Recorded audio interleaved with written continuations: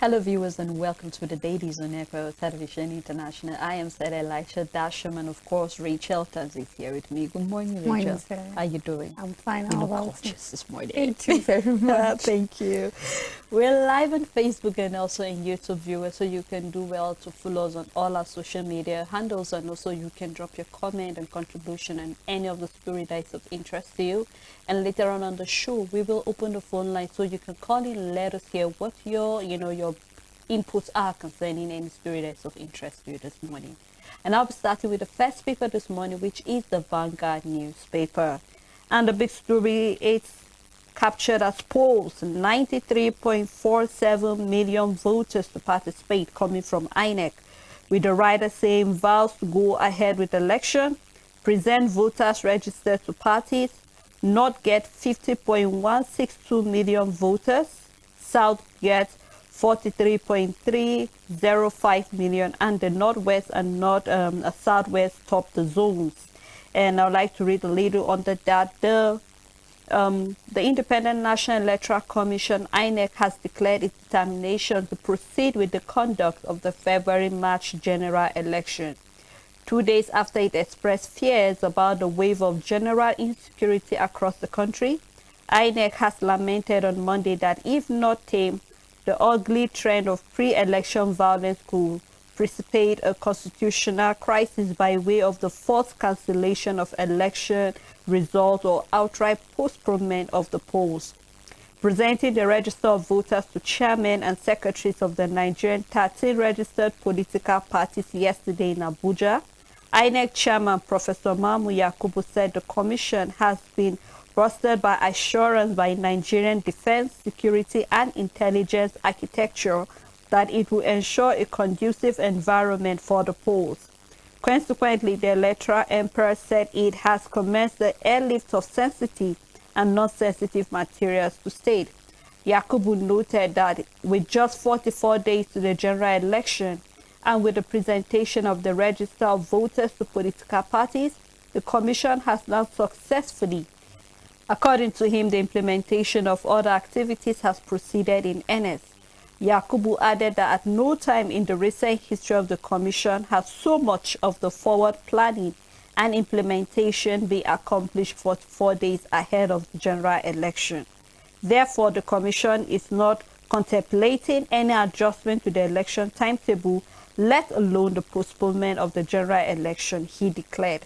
So, everybody can go to rest that come February and March, we will be having our general election. So get your PVC very close and not just get it. Make sure that on that day, you come out and actually exercise your franchise by voting. And for those who are yet to get their PVC, please do well to go to your polling works and unit and also grab your PVC so you can also exercise your right on that day. Still on the Vanguard newspaper on presidency, Tinubu article trade wars over health and credibility status.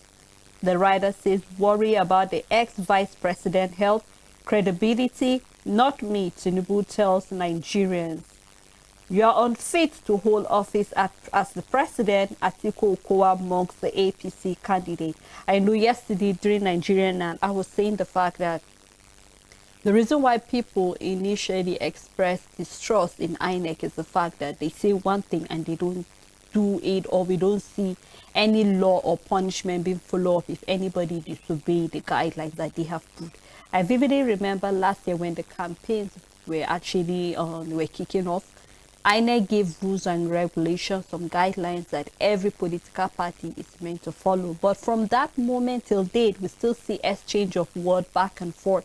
And I'm yet to see that any political party has been, cancelled for their names have been removed from the register or anything, or any fine or something should be done so that they are not a security agency, and so we don't tend to obey them.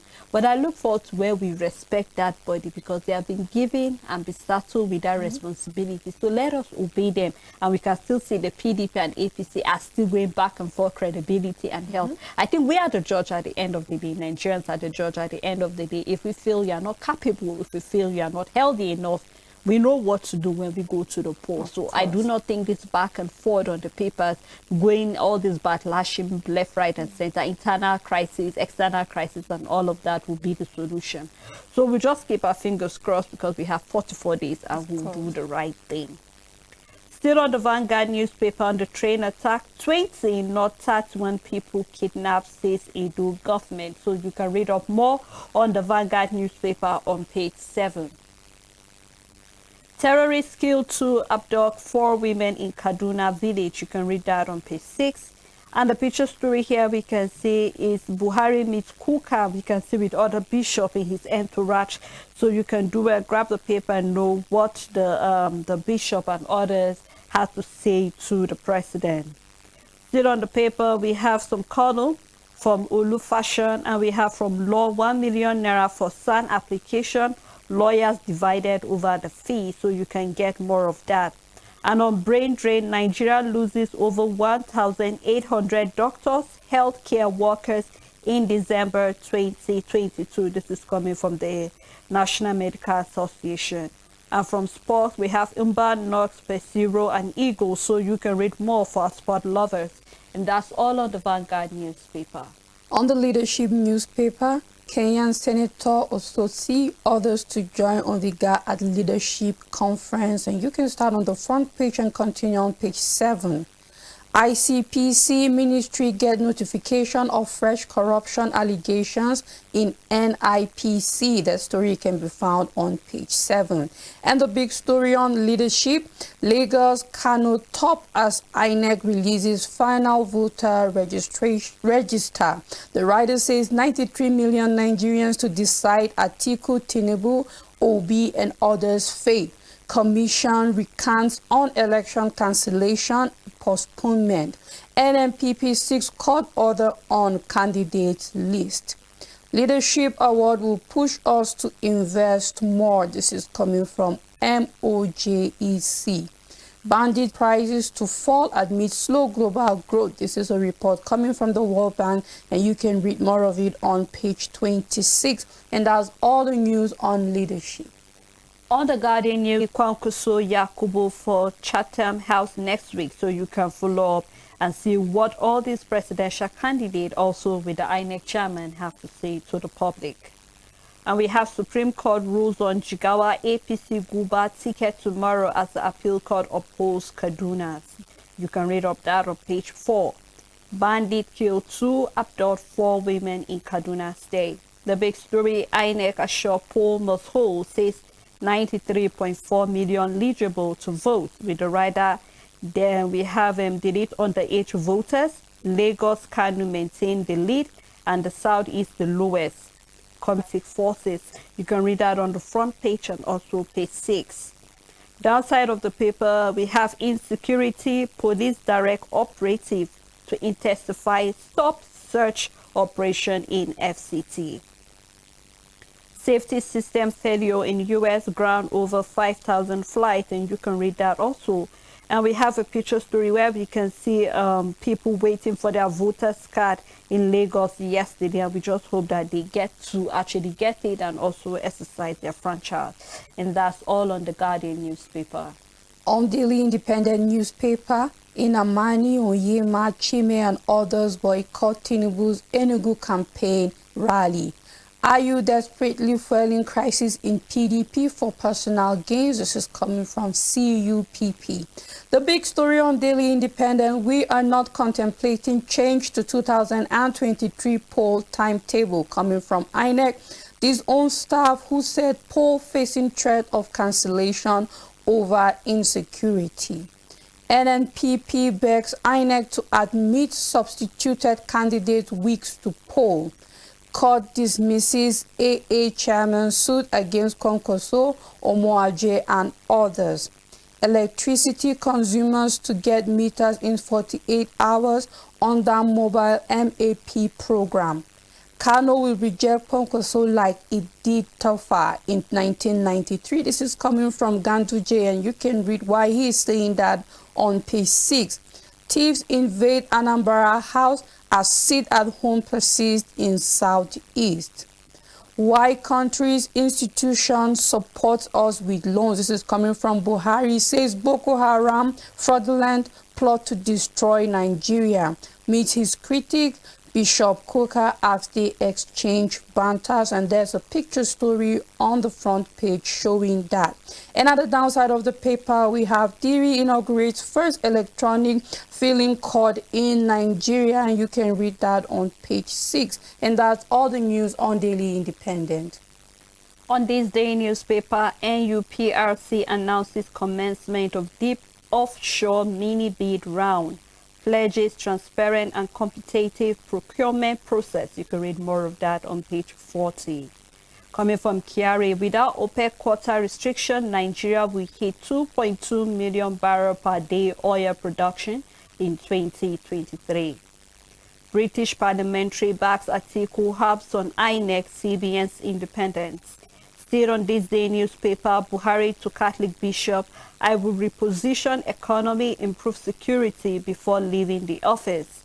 Says Boko Haram designed to destroy Nigeria, insists multi-party democracy better than military rule. The big story with 43 days to go, INEC vows election to hold as scheduled. Commission not contemplating postponement cancellation, says Yakubu.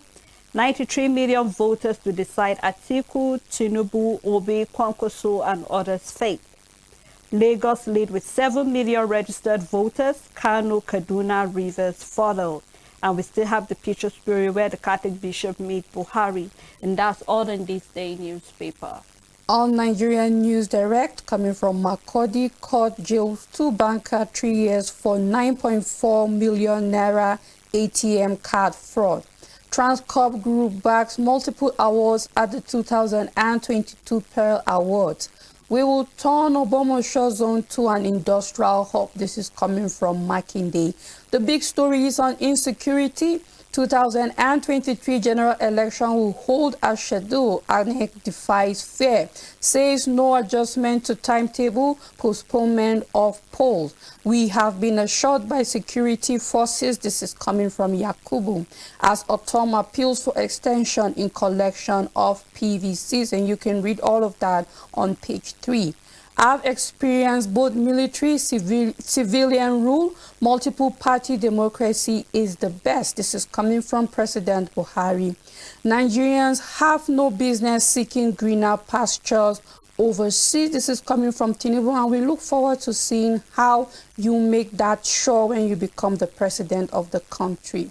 Still on Nigerian News Direct, strong regulatory system necessary for quality medicines, vaccines in low-income countries. Professor Mojisola Adeyeye. Pastor fakes on kidnap, collects 600,000 naira ransom from members, and that's all the news on Nigerian News Direct. On the Punch newspaper, PDP seek alliance with 11 parties. UK short Obi's company over account issues. This is a report, and you can read more of that report on page 21. INEC can't be trusted for credible poll. This is coming from Suwore. You can read that on page 13. And we have the big story still. INEC final list, Northwest, Southwest top 93 million voters register. Lagos has 7,060,195 voters. Kano have 5,921,370. Kaduna have 7,335,208. INEC rules out postponement, says no going back on poll timetable. The president and the vigorous grafting, and this is talking about Bishop Kuka of Sokoto during his visit. Downside of the paper, we have marketers project 6 months fuel scarcity. This is really a sad one. At a point like this, Rachel, where we're excited that things should be able to get better before the general election. Now we can see that we're already projecting 6 more months for the fuel scarcity, and they begin to ask questions, what really is the problem? We saw where Silver came out to say you'd be excited to buy fuel at 300 naira. And we're still looking at how we can fix things that are happening in our refineries in the country. And, you know, I remember on that day, a caller, made a suggestion that if we cannot fix our refinery, why don't we do trade by barter? We give it a crude oil and then you give us a refine at a very low cost. But then I don't believe that is what is happening. But regardless, rather than us feeling very comfortable, I think we have to do what we need to do, because looking at 6 more months, now we're still looking at transport fares still getting higher and higher, Yeah. food prices still getting higher and higher, and 6 months this is going down to when the rainy season is going to start. I know what that means. That means for those who are hoping that the fuel will go down, for us to be able to look into the dry irrigation farming, vegetables especially, because that is where they strive better, will not be able to do what they need, because how much will you get for the fuel to be able to fuel the little generator you need to, water your farms and all of that. So I don't know what the problem is, but if there's something that can be done to reduce it from the 6 months, then we really, really appreciate it as a country at the end My of the day. question is always, after the 6 months, what next? What are we doing to make sure that after these 6 months, if it is a sure prediction that, you know what, with the way things are going, no matter how hard, no matter the things put in place, of course, time is needed for everything to align. The question is, after the 6 months, what is it that Nigerians should expect? What are we guaranteed? Are we guaranteed that, you know what, after these 6 months, we will no longer have fuel scarcity, the price of fuel will go down, things will come back to normal, businesses will not suffer, private individuals will not suffer? What is the assurance after this 6 months? Because it's not just enough for you to keep forecasting and telling all that could go wrong. After all that is going wrong, is there hope for Nigerians? And I think that's what we need to know. After what is going on, like in this 6 months, what is the things that are to be put in place gradually, step by step, that after this 6 months, we can say, okay, you know what, we will start normalizing things.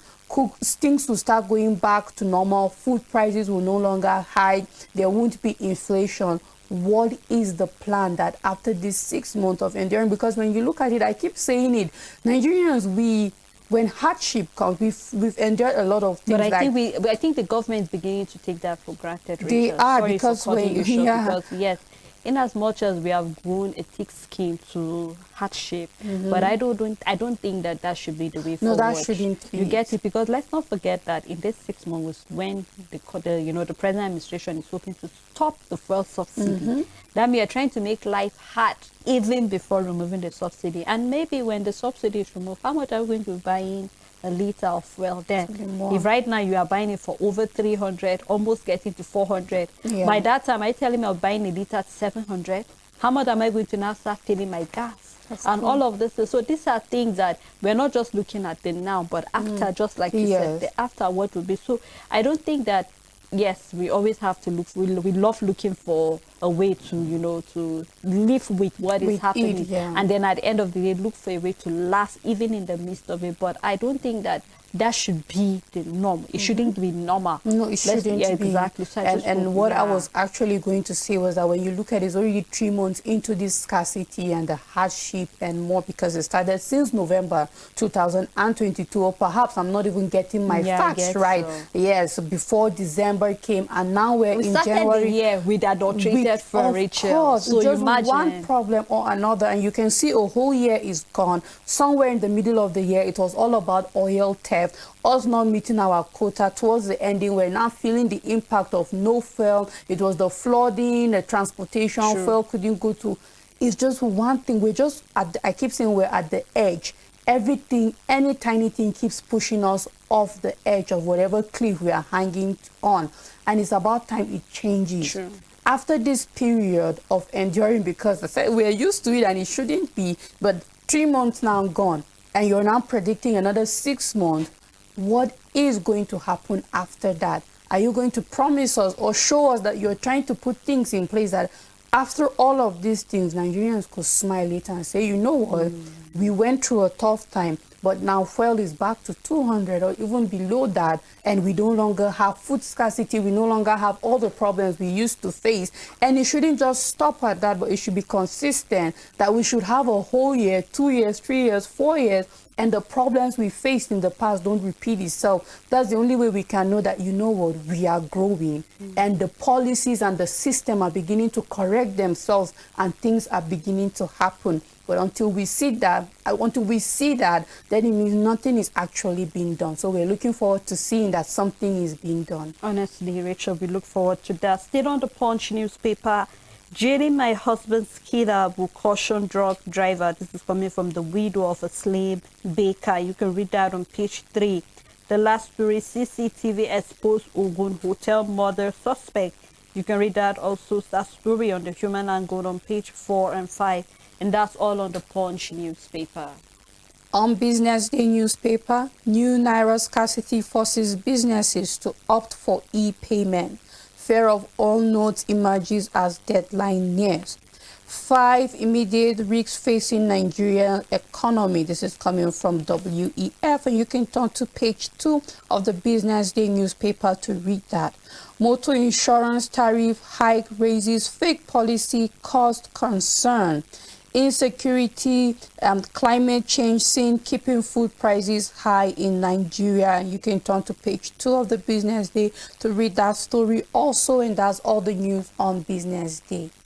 On the Nation newspaper, APC PCC challenges Atiku on alleged corruption and health status. You can read that story inside the paper. Ekiti indebted to Tinubu, says Governor Oyebaje. 13 Edo train passengers still with kidnappers. You can read more of that story too. Still on the Nation newspaper, we have court sack Edo Deputy Speaker. Ogun Agro Cargo Airport ready first quarter. And we can see the picture story here. Tinubu at the southeast to become industrial hub, and he's actually assuring them that. So you can read more of his promises on page 4. Northwest, Southwest top the 93.5 million likely voters. And the writer says Lagos lead with 7 million. INEC releases voter list to parties. And we have 49.5 million men, 44.4 million women, and 37 million youth registered. I was hoping that the youth will have the highest population, but I'm seeing the reverse on the paper. Well, we have the table of registered voters from the Northwest, the North Central, the Northeast. We have the Southwest, the South South, and the Southeast. And you can see the total figure for the Northwest. They have about 22 million. Okay, let me take that figure again. For the Northwest, they have 22 million. 255,562, and the North Central they have 15,363,771, and the Northeast the total of 12,442,429. Southwest are having 17,958,966, and the South have 40,440,714, and then the FCT is having, I think, 1,570,307. And you know, it happened that FCT have the lowest people that actually went to get their PVC. So I just hope that they will go get their PVC so they can participate. Downside here, we have said in the last 2 days, we commenced the airlifting of other sensitive materials to states across the country. Already, some of the materials for the 17 states in the 3 geopolitical zones have been delivered. So we are hoping that all will go well. Boko Haram plot to destroy Nigeria, says Buhari. You can read that story, more of that on page 1 of the Nation newspaper. Downside of the paper, we have bandit kill community leader, nephew abduct 4 housewives in Kaduna. And you can read more of that story inside the paper too. And that's all on the Nation newspaper. On First News newspaper, Bayelsa governor inaugurates first electronic filing court in Nigeria. Boko Haram fraudulent plot to destroy Nigeria. This is coming from Buhari. Assures Catholic bishop that the federal government will improve security, reposition economy before May 29th. Buhari describes fierce critic Kuka as most vigorous fighter as president cleric meet in Aso Rock exchange banters.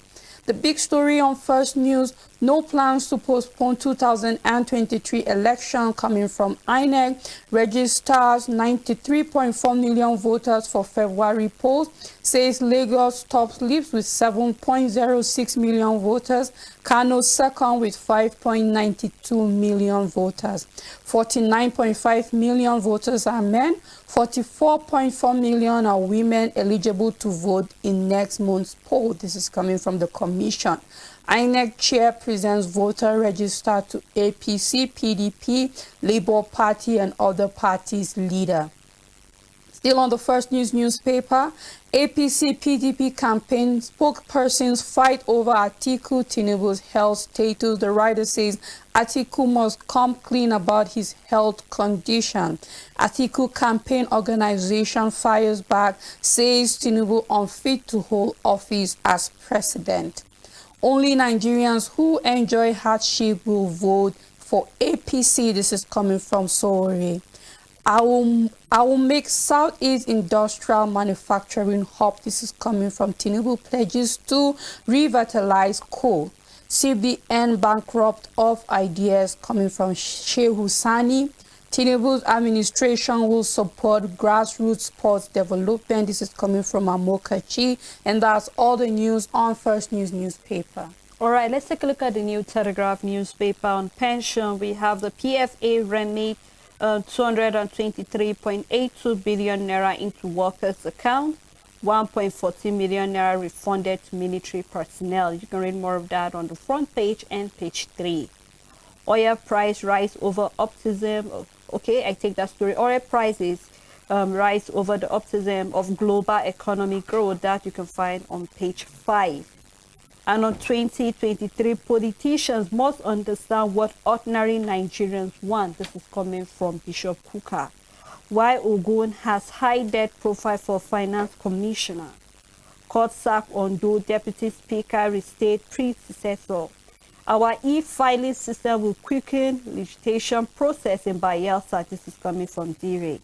And the big story, Boko Haram fraudulent ploy to destroy Nigeria, coming from President Muhammadu Buhari, says people need to learn growth intellectually, vows to improve security, reposition economy before leaving office. It sees multi-party democracy better than military rule. Federal government not incapable of tackling insecurity. This is coming from the Catholic bishops. Call for peaceful and credible polls. You can read that on page 2 and 5.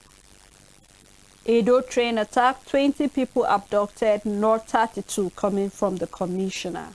And from Imo, gunmen kill couple billed to wed January 18, and this is coming from the groom and the groom's brother also. Terrorists kill 2 in Kaduna, kidnap 4 women. You can read all of that story on page 6 and 7. Ngige defending workers' rights. This is coming from the Maritime Union. Vote against local government autonomy. Imo Assembly peopled by jokers. This is coming from the CUPP. And you can read more of that story on page 29. Still on New Telegraph, 2023 polls will hold as scheduled, INEC affirms. And you can read more of that also. And from the presidency, reveal your health condition, speak on corruption allegation. Tinubu tells Atiku. You can read that on page 2, 3, and 4. The outside of the paper, we have a study on type 2 diabetes, artificially pancreas successfully tired. You can read more of that on page 26, and that's all on the New Telegraph. But before you take your paper, Richard, I would like us to actually take a rest, so we can let our viewers to choose some of the stories we've taken so far on statistics of those that will be voting, even though some of the papers are giving different figure, 93.5, 0.7, 0.6. Regardless, we are having about over 93 voters that will be participating in the elections. So we'd love to hear from you, and also concerning the visit of Bishop Kuka to Buhari. What do you think is the way forward also? So do not go anywhere. We'll be right back after the break.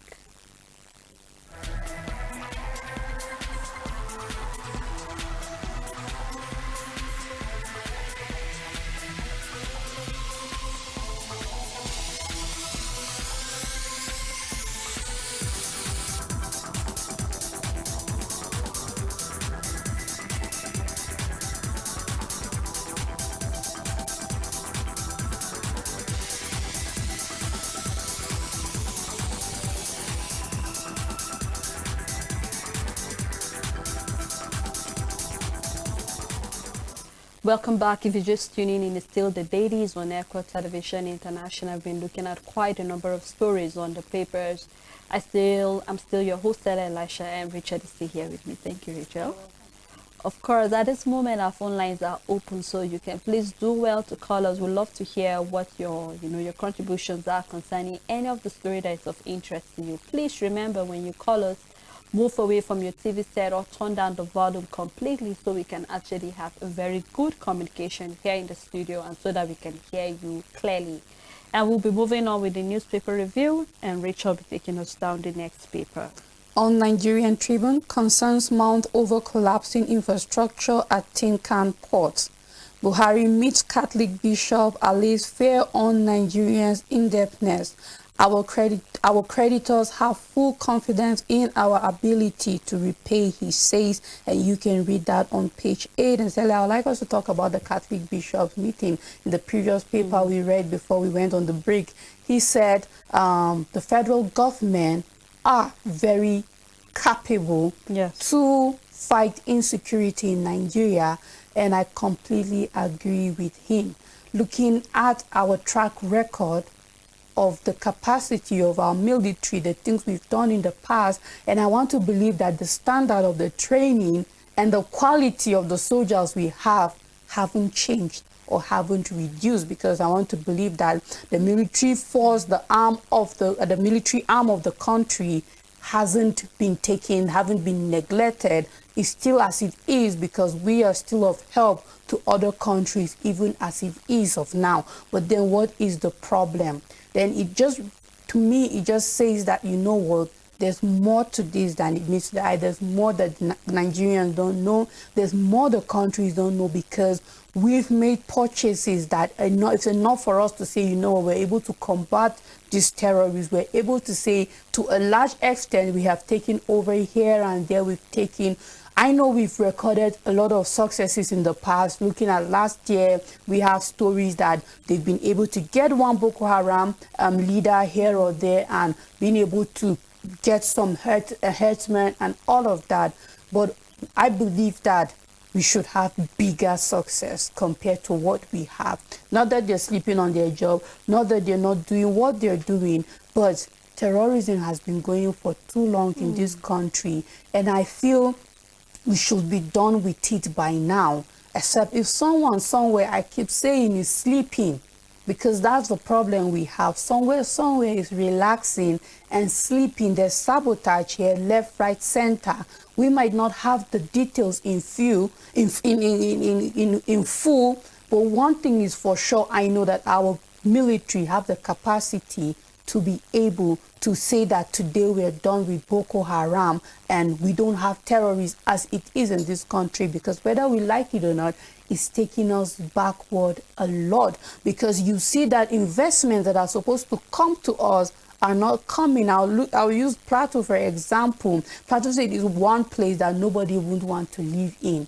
I believe that we have lost mega investors because of insecurity, and this is just Plateau State. What about places like Kaduna that have ginger that could change the economy of that state alone, and they can't manufacture it as it is, and investors can't come as they should because of insecurity? Now it really brings us down to the fact that whether we like it or not, insecurity needs to be dealt with seriously. And we will not dispute the fact that the coming administration has a lot to do concerning insecurity, because it's one of the factors that would solely determine the growth of Nigeria, whether we like it or not, because it's not just corruption that is killing us, but it's insecurity. We know how there was a massacre on the rice farm. In some states, many farmers were killed on their farm, and it affected the production of rice, and even the food scarcity we are facing at the moment, some of it can't be attributed to insecurity. So I just hope that everybody wakes up. That's just our plea and our cry every day on this show, that let everybody wake up and do their job. Where someone is sleeping, let them wake that person up, take that person out and put someone who will do the job, because we have the capacity to take ourselves where we should be, but for some reason we're not there yet, then it means something is wrong and it could be fixed. Yeah, and I think apart from the fact that somebody is sleeping, I think we are still struggling with corruption, which is having snitches, even within the security agency. Because I think last year we saw in the papers where quite a number of, here and there, either in the army or in the police, we are having some people that have been working with this Boko Haram. True. They give them, that's no wonder each time we're about to, start any operation or anything, we realize that our security agencies are being killed, and you wonder how did they know, or when on getting there you realize that the people have actually evacuated from that place, they are no longer living there, and then these things keep coming on and on and on. So I think another thing we have to do, apart from the fact that some people are sleeping, is just like we saw here during the about 1.40 million has been refunded to the military personnel. I hope that each and every dime of this money will go to the military personnel. We need to empower them. Their welfare means a lot. Do you know what it means when you take care of your security agency? They know that they are the heart of the nation. Whatever you need them to do, they will do. I begin to ask, where was the Nigerian army that helped Liberia? Where was the Nigerian army that helped other African countries to fight for their liberty? Where is that? Where is that army? They are still within us, but it's just that something somewhere is wrong. And just like you said, either somebody is sleeping or we are not taking care of them. I remember there was the time that the issue of their weapon, even though I know till date is another problem, because if you look at the sophisticated equipment that this Boko Haram are using and you compare with that of our military, you know that we still have a long way to go. But then I believe even with the one that they have presently, they have recorded lots of success in the past, and they can still do the same this year, over and over again. So we just look forward to whatever support they need, because their eyes can be everywhere. We have a responsibility to also help them. When you see something, I will stop saying that. Report to the security agency, the police station. I think in every local government, in fact, every town, you have a police station just about 3 kilometers or 4 kilometers away from you. And you can even walk to that police station to actually report. So let's just do what we need to do. We really want to have that Nigeria that is secured and have our investors still coming back and not leaving the country as they should at the end of the day. So, thank you. Still on Nigerian Tribune, Supreme Court dismisses Jimmy Lawal's interlocutory appeal on Ogun PDP governorship ticket, and you can read that on page 21. And the big story on Nigerian Tribune, election will hold Lagos tops list of 93.4 million registered voters. The writer says present voters register of 93,496,008 to political parties, male 49 million, female 44.4 million, making it 47.5%, and the youth ages 18 to 34 are 37 million, making it 39.65%. With Beavers, errors of identity theft during elections are over, Commission insists. And you can read all of that report and numbers on page 4. Police arrest pastor for kidnapping himself. APC PDP continue altercations over Tinubu's Atiku's health corruption allegations. Edo train kidnapped, 20 not 32 abducted, 13 still in captivity. This is a report coming from the government, and you can read all of that on page 8. Ogei floating market in Delta. This is a good one, and there's a picture story showing that place, and you can read more of that on the Nigerian Tribune, and that's all the news on Nigerian Tribune. On the Matrix newspaper, court strike out law prohibiting unmarried police officer from getting pregnant. Award Olajide 5 million naira for damages. You can read more of that story inside the paper. And from the world of sport, Man City dumped out of Carabao Cup by Southampton. You can read more of that story too. Still on the Matrix, developing countries risk recession in 2023, says the World Bank. You can read that story on page 11. We saw that from yesterday too. 2023 election, there will be a repeat of 1993 presidential election situation in Kano. This is coming from Governor Ganduje. And Buhari exposed, with the writer saying, reveals how Boko Haram was fraudulently plotting to destabilize Nigeria. Creditors confident of Nigeria's ability to repay loans. vows to improve security economy before May 29, 2023. You can read all that story on page 2. And from the budget, we have the LCCI proposes insurance of equity to fund deficits. Buhari hails Reverend Kuka, the most vigorous fighter. You can read that story too on page 2. And we have downside of the paper, we have Afrima Brimo in trouble as over 6,000 signed petition against him. So you can read more of that story on page 15 of the Matrix, and that's all on the Matrix newspaper. On the National, a newspaper that supports independence on Scotland, we have Asa Samake Roman on how we do childcare. Ukraine Diary, David Pratt reports from Kyiv. Top lawyers hired to probe indirect options. And the writer says Albert Party Commission cases on top flight law firm. Legal experts will re-examine right to self-determination. And that's all the news on the National. All right, let's take a look at another international newspaper, which is the Times Malta. Comments targeting rivers of law, obviously satirical. And that you can find on page 5. Farmers seek to stop works on dangerous fireworks factory. You can read more of that story too if you are interested. And Russian asset, Malta has helped other states seize millions. So you can read that on the front page and also on page 2. And on the front page, the picture story there, we can see travelers waiting in the terminal as an Alaska airline plane sit at a gate at Los Angeles International Airport. The U.S. Federal Aviation Authority yesterday ordered a temporary halt to all domestic flight departure after a major system outage that disrupted air traffic across the country. Normal operation resumed in the afternoon, and you can read more of that story on page 8, and that's all on the Times Malta. On Punch Sports Extra, mid-June, Felix Chelsea has a new signing, their number 11. Martinez better than Osimhen. This is coming from Casano. Nwakeme, 3 years older than he claims. And then fans to Pesero invite Apom to Eagles. No World Cup clause in Ronaldo's deal. This is coming from the new club where he has been signed in, Al Nassr. He is the originator and the finisher, but the coach hails Maja. And the big story is Onwoniyi, man for the big occasion. Nigerian striker Nottingham Forest answers to the Premier League top clubs. And at the left side of the paper, we have Madrid launch massive bid for Kane. Pochettino willing to replace Potter. And then we have FA probes Oxford versus Arsenal betting. And the downside of the paper, we have under 20 AFCON. Egypt invites Euro-based stars for Flying Eagles. And then we have Maguire vows to fight for United Sport. And that's all the news on Punch Sport Extra.